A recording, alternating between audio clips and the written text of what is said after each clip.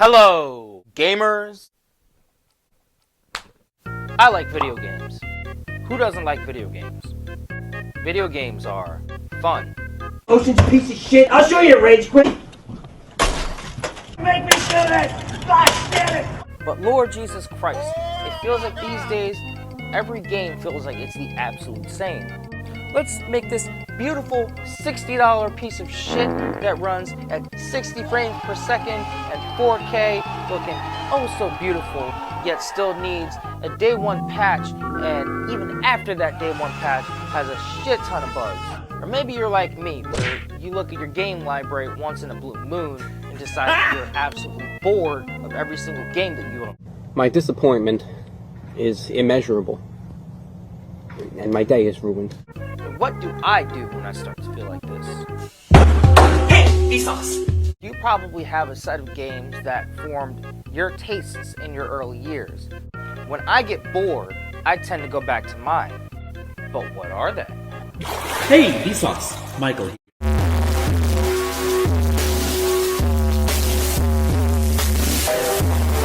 Let's look at some. I'm Jermaine, and these are the 9 games that formed my tastes in gaming in no particular order.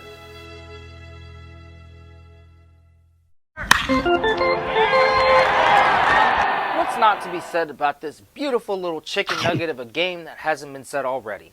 Released in 2000 by popular children's developer Humongous Entertainment, this game invokes nostalgia in many zillennial gamers.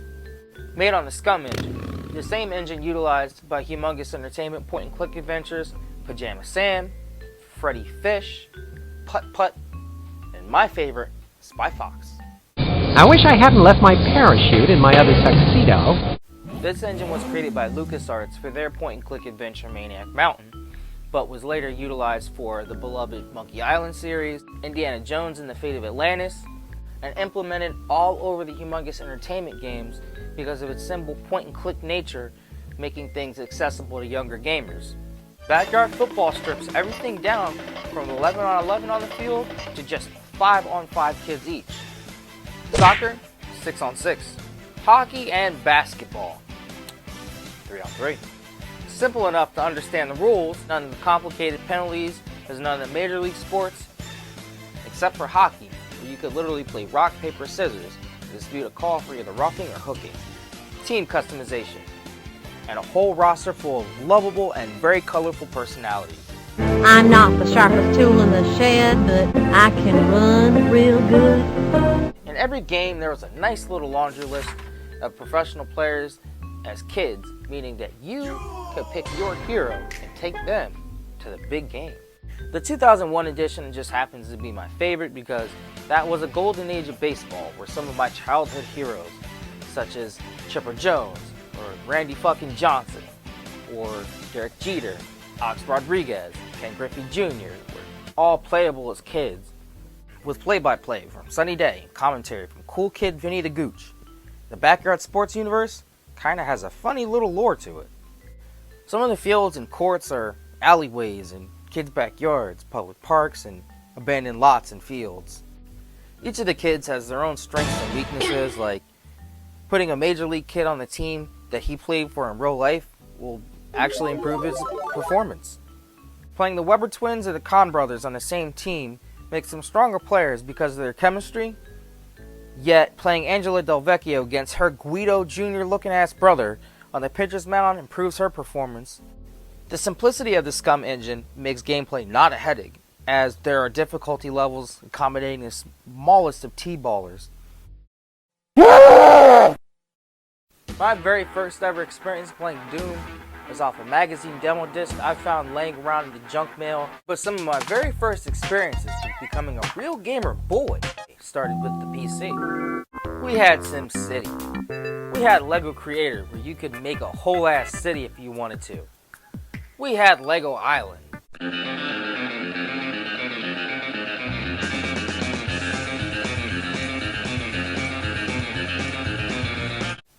We had Roller Coaster Tycoon, where I spent hours sadistically killing all of my park guests.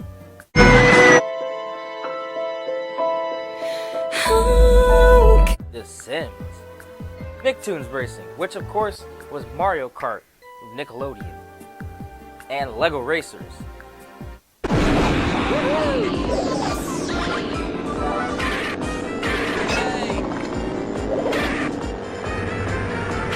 Very good.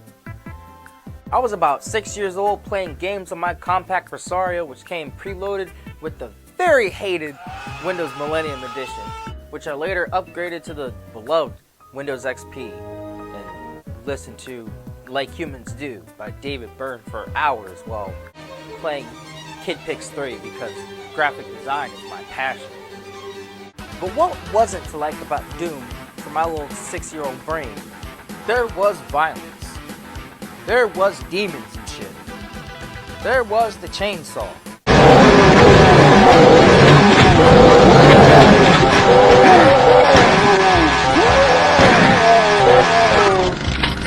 There were all sorts of weapons. There was the BFG. And I didn't care that it was only a demo because there were 9 meaty levels to rip and tear from. We weren't allowed to have a video game console in my house growing up because video games are violent and they rot your brain. When I was like 13 years old, I would stash it away and play the full version that I owned, that I paid for with my own money in private on my laptop. Doom also happens to be one of the most modded games of all time, with people still making new maps to this day via Z-Doom. There's even a Sonic the Hedgehog game made with the Doom engine that plays very well. The Doom 2016 remake and the Doom 2020 sequel added more mechanics, like glory kills and Doom.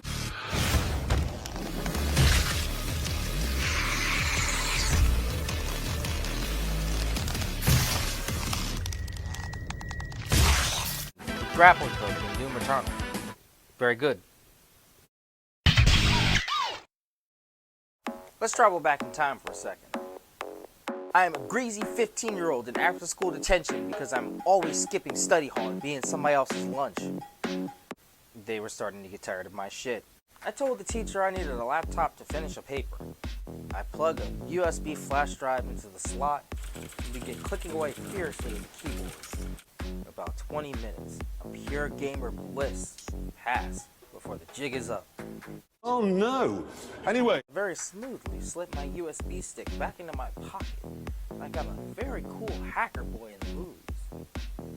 Around my teen years, I was beginning to add other PC classics found on the internet to my collection at home. But some older games were small enough to fit all the game's files on a memory stick that I took to school to play on the computers whenever I got my stuff finished early. Now, Tony Hawk's Underground on the PS2 was my very first experience with any of the Tony Hawk games, but Tony Hawk's Pro Skater 3 on the PC remains my favorite game in this series, period, because it was the first game that I ever tried to beat 100%. And I beat the game, every character, unlocked every bonus character, found every board, every stat point, found every secret tape, every challenge completed. Not to mention that I grew up skateboarding, so of course, the Tony Hawk's game had to be one of my favorites. On PC, this game is easy to learn, difficult to master. As you furiously, methodically pick away at the keyboard to keep your combo going so you can hit that 6 score first try. I got godly at this game while also getting my very first brushes with carpal tunnel. Very good. 4 is where the young and stupid are tricked by the old and bitter into killing each other. I was very young and very angry. Maybe that is no excuse.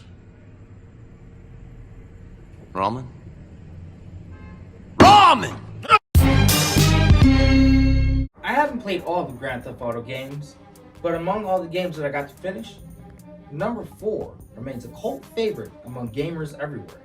Kicking off Rockstar's HD era, number 4 keeps the sandbox gameplay but ditches other things in favor of a more gritty storyline-based game set in New York City-based Liberty City, circa 2007-ish. You start to slowly fall back in love with that tongue-in-cheek Rockstar immersion as the game sees you, Nico Bellic, fleeing from a Slavic country in search of a man that committed war crime against your squadron. Along the way, you start to root for the cousins Bellic as they start to realize the American dream and try to make it in the big city. Where's luxury condo? Where's sports car? Where's Barbara with big titties and Stephanie who sucks like a vacuum? What are you talking about? In your letters to my mother, in your letters to me, all I hear about is Mr. Big, Mr. Roman, living the American dream. Sports cars, condos, women, money, the beach, opportunity. I come here, and the only thing big about your life is the cockroaches. My favorite thing to do in this game were the payphone assassination missions. Hey, you got any work for me? The target you're after is on a boat at the northern mouth of the West River. Take it out. This is the apocalypse! But you could still do other stuff, like play darts, Look at that.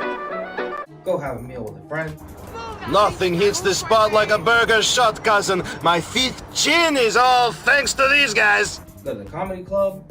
You can't talk to the girls. The girls move too fast. They sure are pretty in Liberty City, though. Pretty girls in Liberty City, but they're moving. Fucking, you're like an auctioneer. Excuse me, man. How you? Excuse me, do you have a husband? Hi, I'm new to Liberty. They're gone. Gone. It's moving so fucking fast. It's ridiculous. And go bowling.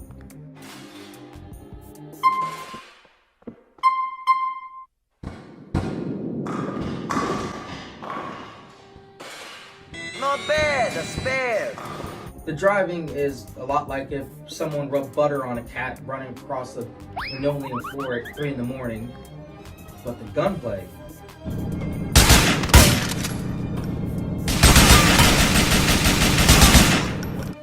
The gunplay is very satisfying.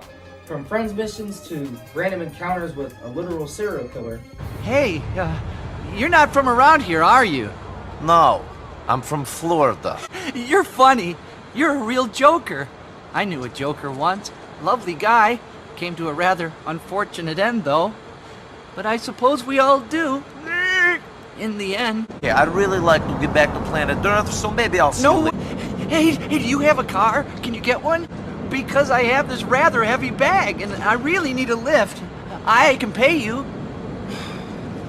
Okay. Wait here for me, friend. Special friend. I'm just dropping the kids off.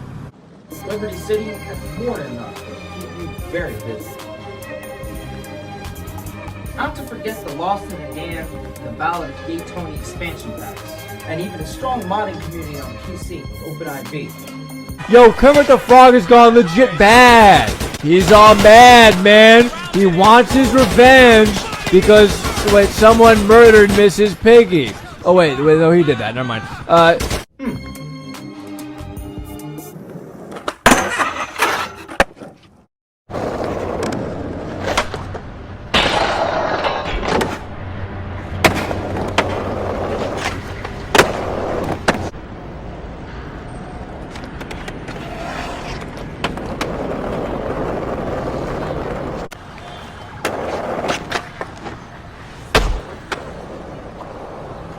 I am better at this game than you.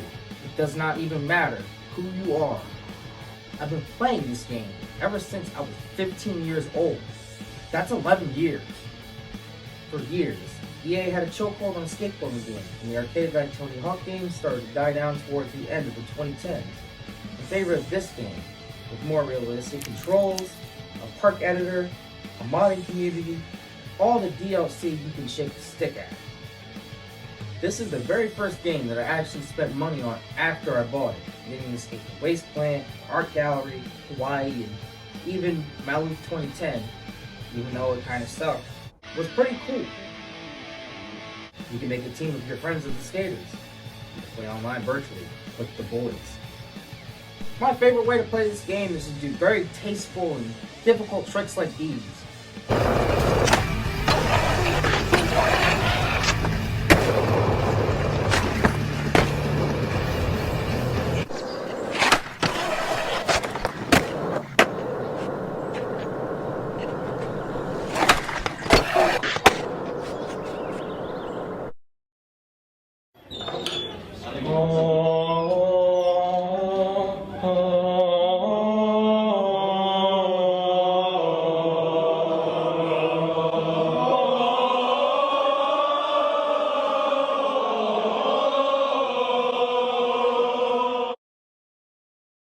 The PS2 outsold the original Xbox and the GameCube in spades.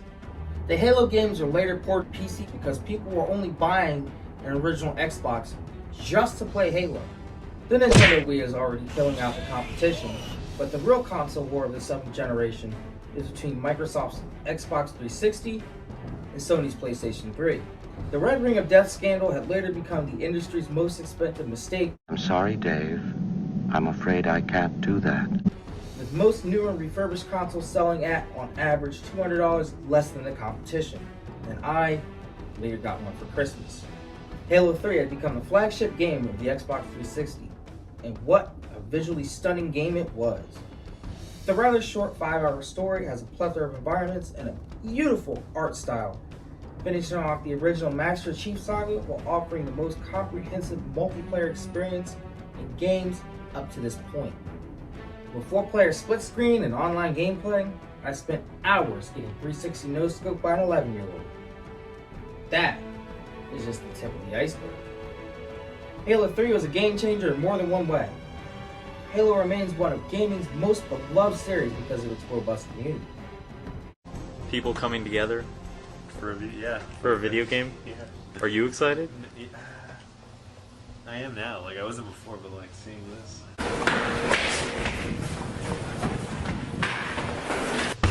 Oh fuck! What is this? It's my copy. This is my copy. Let's do it! Let's do it! From its IRL basement LAN party roots to getting random freebies from specially marked Taco Bell boxes and Mountain Dews to Xbox Live on the 360, the community remains strong. There was something for everyone. Ranked and unranked playlists. Big team battles where there are 8 versus 8 players on a huge map with all the weapons and vehicles you can handle. Or smaller and more tactical 2-on-2 battles, or PvE free-for-all. 8 other game modes and variations like King of the Hill or custom modes like Griffball. Griffball is the ideal sport. It has all the elements of classic gamesmanship. Griff pain and suffering, Griff humiliation and defeat, and Griff multiple deaths. It's just like hockey, except with Griff, and more teeth. Or the Forge mode, where you could create your own multiplayer maps. We can't forget about the classic theater mode, where you could record your clips and upload them and share them to other users via the Bungie website, which probably led to this classic.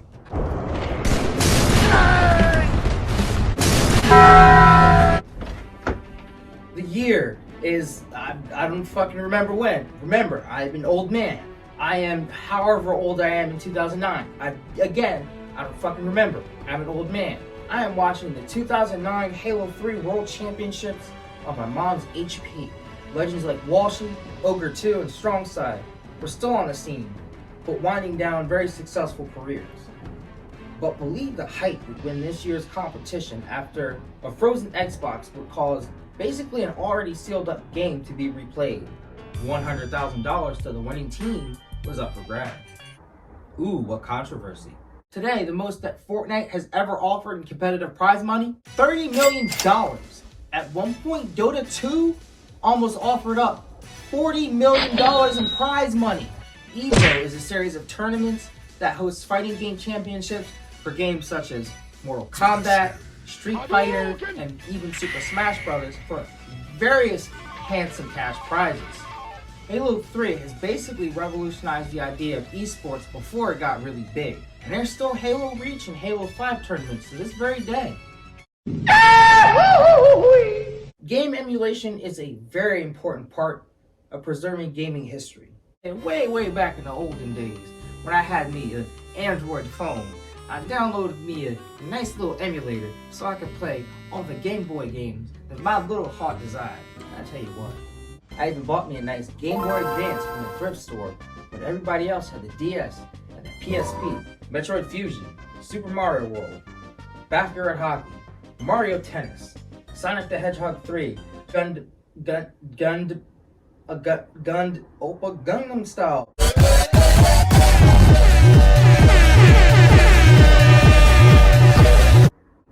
Gunstar Superheroes, and this game were included within the little bundle that I got. All this for $20. I am not a fan of turn-based strategy games. Too slow. Not enough action. Gamer brain no like this. Not at all. But this game has you using cards that you collected either in combat or in one of the many worlds and levels in this game. Advancing this game is done by collecting map cards in combat, which is a very interesting affair. Now you can move your character around the levels freely, but attacking, casting spells, and healing Sora and your teammates was done strategically. The battle system required some very quick thinking, as enemies can attack you randomly. Stacking cards can make for some very powerful attack, as you're thinking on your feet at all times. This game also appealed to my weakness for all things Disney. It made me explore every nook and cranny of the 13 rooms in the castle, trying to find a rare card, hoping that I could maximize my chances of doing well in battles. But then you take my 75% chance of winning. If we used to go one-on-one and then add 66 and 2/3%, I got 141 and 2/3 chance of winning. The poor son of a... He's broken in half! I've played a wrestling game or two. I even play the wrestlers in real life sometimes. The earliest recorded memory I have of wrestling games starts with WWF Raw for the PC and SmackDown Shut Your Mouth for the PS2. I also played WrestleMania 2000 on the N64. A long time ago, a sole British indie developer by the name of Matt Dickey released his flagship game, Federation Wrestling, a 2D retro-inspired wrestling game with an exciting original roster seemingly inspired by ECW's brand of extreme and hardcore professional wrestling. He's released a plethora of small-time cult favorite games by himself for years, like the soccer game Grassroots, or the Jerry Springer parody, The M. Dickey Show, or the one game about Jesus that he made. The 3D Wrestling Empire games build on Federation Online while adding promotions and characters that closely parody real-life wrestlers, while adding custom match types and rules, kind of like SmackDown vs. Raw, but with a little bit more freedom. And this game, with its many modes, options, modding community, and the freedom to be in complete control and do whatever moves, whenever, was a breath of fresh air. The now updated game on the App Store, available for PC, mobile, and the Nintendo Switch, is an amalgamation of years of hard work, blood, sweat, and tears to bring you the best evolution of M. Dickey's 2004 cult hit. And there you have it. The 9 games that shaped me as a gamer. Were there any games that shaped you? Have you played any games on this list? What were your favorite games growing up? Sound off in the comments. If you made it towards the end of the video, thank you. You can support me basically by watching the videos, liking or subscribing, just basically moving my algorithm so YouTube likes me. Don't know what else to say or how to finish this video except by saying thank you, goodbye.